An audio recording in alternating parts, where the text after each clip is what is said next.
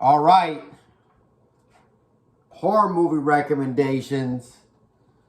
October 11th.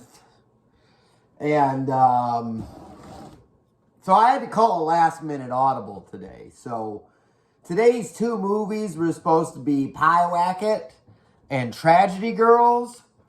But I feel like not only have I already covered Pyewacket and Tragedy Girls, I think I've already covered, in one of the other years that I did this, Pyewacket and Tragedy Girls at the same time, because the same theme is like fucking rowdy teenage girls. So I had to, if you want to watch those movies, Pyewacket and Tragedy Girls, go ahead. But I had to pull a quick audible, so I just Russian roulette it and picked out whatever I picked out. So the first movie of the day, these movies have no themes, but I assume by the end of this I might be able to tie them together.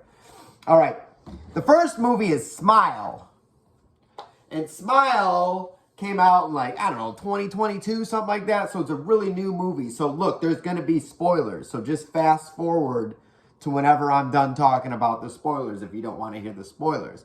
But Smile is about this lady. She works as a psychiatrist at a hospital, but not like a normal psychiatrist, like lay down on the couch, like an emergency psychiatrist. Like somebody is on the verge of a mental break, so she comes into the hospital and really tries to sort them. Like they are on the edge and she's trying to pull them off. And this girl comes in, she's on the edge and she smiles and she goozles her goozle, right?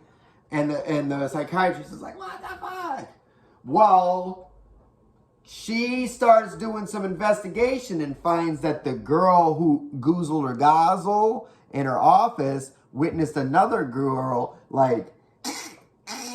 strangle her strangle when she was dangling, and then the girl who strangled her stranger in the dangle saw another girl stabby, right? And so she goes to her ex-boyfriend who's the police, and she's like, yo, police, what the fuck? And he goes back and he goes, oh, looks like somebody else goozled their gozzle, and the person who saw that, stabbed their stab, and, whoever's seen that before that, and then whoever did, and then, whoever was, and then drove a car and then stuck a thing in their eyes and laid down in front of the, and it was 7 days, right? That's what they got it, yeah, 7 days. And I was like, oh no, the reviews on the internet were right. This is The Ring 2.0, except it's completely different than The Ring, okay? Just because it's 7 days and you're gonna fucking die doesn't mean it's The fucking Ring. It means that there's an expiration and there's tension because there's time that the lead character has before they're going to die to solve the mystery. And unlike The Ring, it's not some girl who, I don't know, something with horses and a well, and she stayed up all night. So what if you want to stay up all night, Samara? Anyways, this is what is it? It's a grief monster, right? And usually I hate movies that are like, oh, the scariest thing is the grief. The scariest thing is sorrow and how we process our grief. And this one's like, no, grief is a big monster who fucking swallows you fucking whole. I remember when I saw the trailer to Smile, there's this scene where the girl's having a panic attack, she comes in a car and her sister walks up to the window and her head swings down. And I remember it just caught me so off guard in the movie theater that I started giggling, laughing. And I thought this movie was going to be goofy, Ring parody, silly, teen, PG-13, soft horror movies until the fucking grief monster started showing up and just swallowing fucking women whole. It's amazing. Check it out. It's Smile. It's pretty damn good. So the other movie I wanted to talk about, and I don't know how I'm going to tie these two together, but it's from director Guillermo del Toro's, and it's Crimson Peak. And Crimson Peak reminds me of some other horror movies that I've seen, like The Uninvited, or this old dark house, right?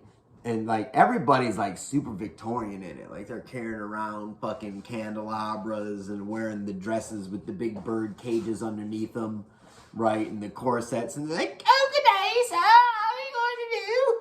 And so there's this girl, and her dad's wealthy, and then Loki pops up, and Loki's like, I love you. And then there's this cowboy, and this cowboy's like, I love you too.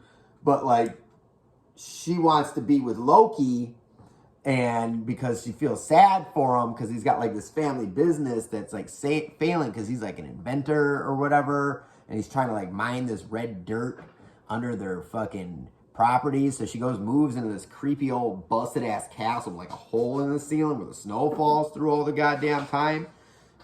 And there's ghosts and shit, and the ghosts are like, oh, watch out, Loki's a bad guy. Meanwhile, the cowboy love interest is like, you know, he did what the cop in Smile did, and he went back and he went, wait a second, he had another wife, and before that, and he had another wife who goozled or gozzle, and he had another wife before that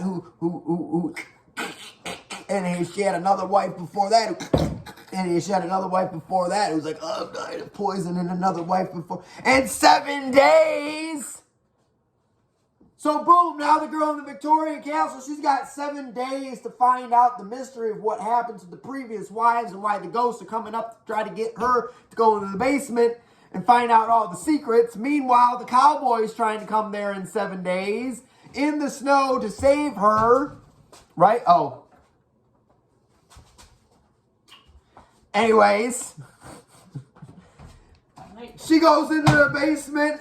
She finds the chest, and the sister's got the key, and the sister, oh no, this incest side storyline. Anyway, they try to kill, the ghosts come out, defend her, boom, boom, boom. There's no grief monster, but there is a ghost fight.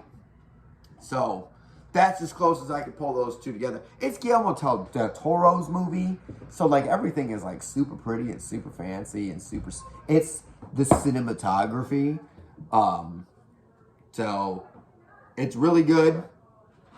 But yeah, definitely check those out. There's a kerfuffle in my garage, so I have to go find out what's going on. Have a nice day.